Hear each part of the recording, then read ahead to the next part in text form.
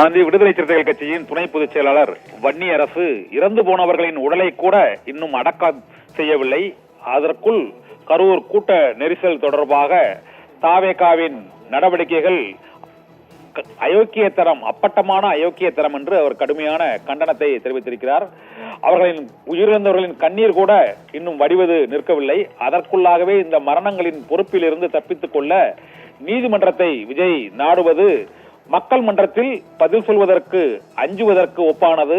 நீதிமன்றத்தை நாடுவது மத்திய பாஜக அரசும் காப்பாற்றும் என்னும் நம்பிக்கையில் தானா என்ற கேள்வியையும் அவர் எழுப்பியிருக்கிறார்.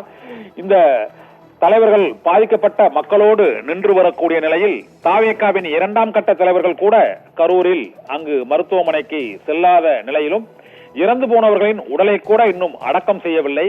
அவர்களது கண்ணீர் கூட வடிவது நிற்கவில்லை. அதற்குள்ளாகவே இந்த மரணங்களின் பொறுப்பில் இருந்து தப்பித்துக் கொள்ள நீதிமன்றத்தை நாடுகிறார் விஜய் என்று வன்னியரசு கடும் கண்டனத்தை தெரிவித்திருக்கிறார்.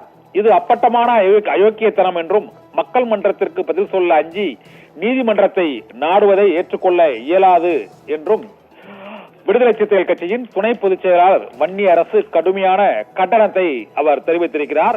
இறந்து போனவர்களின் உடல்கள் அந்தந்த ஊர்களுக்கு சென்று கொண்டிருக்கக்கூடிய நிலையில் நீதிமன்றத்தை அவர்கள் நாடுவது இந்த கூட்ட நெரிசலில் உயிரிழந்தவர்களின் அந்த மரணம் மற்றும் இந்த குற்றச்செயலில் இருந்து தப்பிப்பதற்காகத்தான் நீதிமன்றத்தை அவர்கள் நாடியிருக்கிறார்கள் என்றும் விசிகவின் துணை பொதுச் செயலாளர் வன்னியரசு தமிழக வெற்றி கழகத்தின் அயோக்கியத்தனம் என்ற தலைப்பில் இந்த கடுமையான கண்டனத்தை பதிவு செய்திருக்கிறார். ஆனந்தி.